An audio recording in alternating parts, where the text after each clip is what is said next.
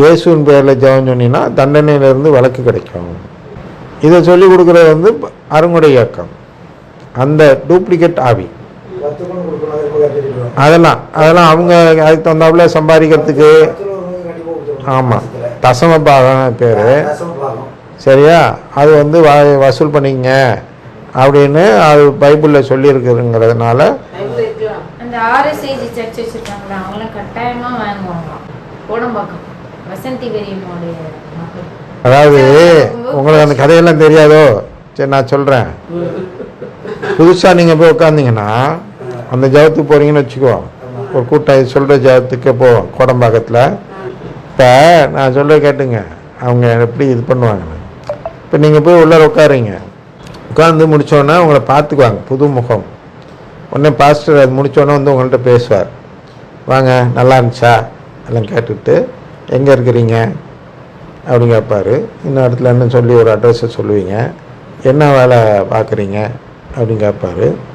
சரியா? இவங்க அப்போ என்ன பண்ணுவாங்க, பெருமையாக புதுசாக ஒரு பாஸ்டர்கிட்ட அறிமுகம், அதனால் பெரிய வேலையை சொல்லுவாங்க. எவ்வளோ சம்பளம் கிடைக்கும் அப்படின்னு கேட்குவேன். ஒன்றுக்கு 2 சம்பளத்தையும் சொல்லிடுவான். தெரியாது எனக்கு, இல்லைங்க வருதுன்னு தெரியாது எனக்கு. 10,000 வாங்குறேன், 25,000 சொல்லிடுவான்.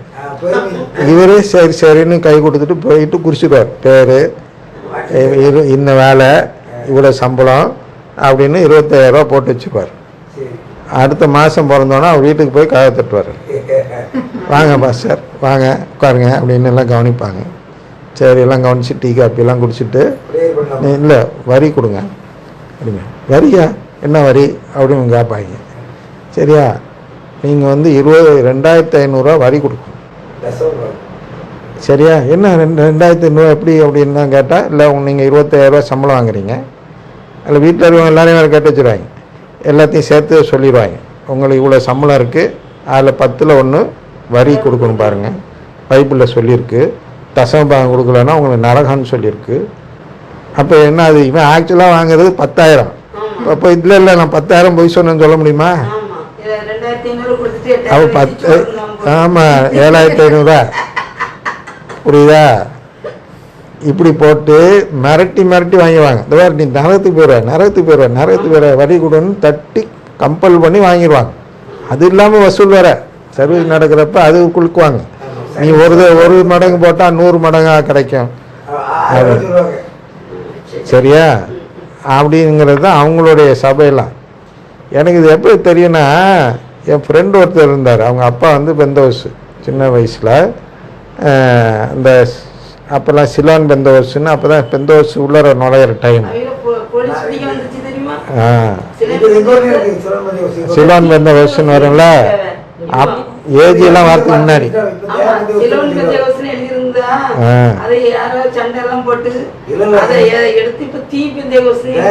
அப்படியா?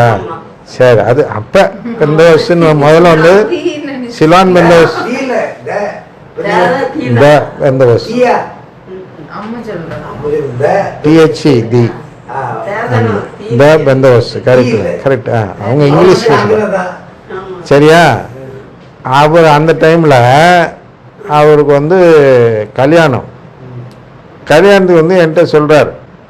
அந்த அவரே சொன்னார், அவர் அண்ணன் சொன்னாரான்னு தெரியல, கொஞ்சம் பொண்ணு இருந்தால் சொல்லுங்கன்ட்டு. சரி, பொண்ணு வீட்டில் போய் நான் சொல்லணுன்னா இவருக்கு என்ன வருமானம்னு நான் சொல்லணும்ல அப்படின்னு சொல்லி நான் கேட்குறேன். அப்போ தான் அவர் என்ன சொல்கிறார், ஆமாம் எங்கள் எதுக்கு பாருங்கள் 1000 குடும்பம் வருது, 1000 குடும்பத்துக்கு இவ்வளோ வருமானம் வருது, அதில் 10ல் 1 வரி போட்டால் இவ்வளோ ரூபா வருது, இத்தனை லட்சம் ரூபா வருதுன்னு சொல்லுங்கிறார்.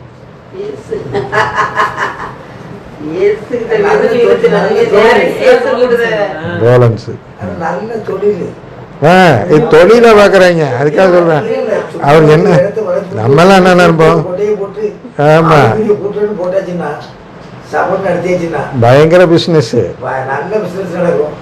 அது அவங்களே சொல்கிறாங்க பாருங்க, என்ன உனக்கு தொழில் அப்படின்னால இந்த தொழில்னு சொல்லுன்னே சொல்கிறானே. நம்ம சொல்லுவோமா, கோயில் வேற உண்டியல் எமக்கு உண்டியல்னு, அது கோயில் காசு தனியும் தானே கொடுக்கணும். இவன் அவனோட வருமானம்னு சொல்லிக்கிறான். இப்போ இதெல்லாம் வந்து நம்மளுக்கு வந்து சோதனை. என்ன சோதனைன்னா, உண்மையான இயேசுவை கண்டுபிடிக்கணும். உண்மையான இயேசுவை ஏன் கண்டுபிடிக்கணும்? உண்மையான இயேசுவை கண்டுபிடிச்சா எந்த நம்பிக்கையில் நாம் இருக்கிறோம், நாம் எதை நம்புகிறோமோ அந்த இயேசுவை தான் நாம் கடவுளாக பார்ப்போம். அப்போ என்னால் உண்மையான இயேசு கண்டுபிடிக்க முடியலன்னா, அதாவது அருங்கொடை இயக்கம் இயேசு இல்லைங்கிறத கண்டுபிடிக்க முடியலன்னா, நான் இதை நம்பலை அதை நம்புகிறேன் அப்படின்னு ஆயிரும். புரியுதா? அதுக்காக சாத்தான் என்ன பண்ணுறான், கடவுள்கிட்ட பர்மிஷன் வாங்கி இயேசுவின் வேஷத்திலே வரான். சாத்தான் அதுக்கு அனுமதிக்கிறார் கடவுள். ஏன்னா மனிதன் உள்ளூராக அப்படி ஒழிச்சிடுறான். தன்னுடைய விருப்பத்தை, தன்னுடைய நம்பிக்கையை அவன் என்ன பண்ணுறான்னா கடவுள்கிட்டையே மறைக்கிறான், கடவுள்கிட்டையே நடிக்கிறான்.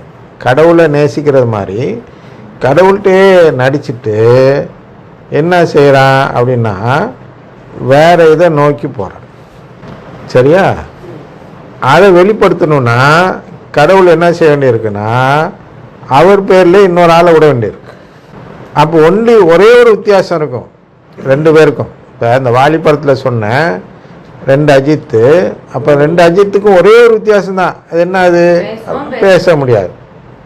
அதே மாதிரி இங்கே இயேசுக்கும் போலி இயேசுக்கும் ஒரே ஒரு வித்தியாசம்தான். என்ன அது அப்படின்னா இந்த நம்பிக்கை.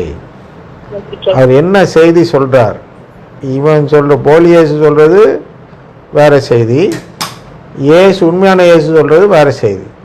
அப்போ இந்த செய்தியை வச்சு ஒருத்தன் கண்டுபிடிக்கணும். செய்தியை வச்சு கண்டுபிடிச்சிட்டா, இப்போ நீங்கள் அவர் உங்கள் எடுத்துகிட்டு இந்த அம்மா எடுத்துகிட்டு போய் குச்சி எடுத்து அடிக்க போனாங்கன்னு சொல்கிறீங்கள, அது ஏன் பெரிய விஷயமா சொன்னோன்னா அது கண்டுபிடிக்கிறது கஷ்டம். கண்டுபிடிச்சிட்டிங்கன்னா நீங்கள் பக்கா நம்பிக்கையில் இருக்கிறீங்கன்னு அர்த்தம். இப்போ உங்களுக்கு என்ன அர்த்தம், பக்கா நம்பிக்கைன்னு என்ன அர்த்தம்? இல்லை, பக்காவாக கேட்குறீங்க, கேட்டால் கிடைக்கும். அதான் மீட்புக்கான தத்துவம், இது ரூல்ஸு. அப்போ இவங்க அடிக்க போனது கேட்கும் செயல்.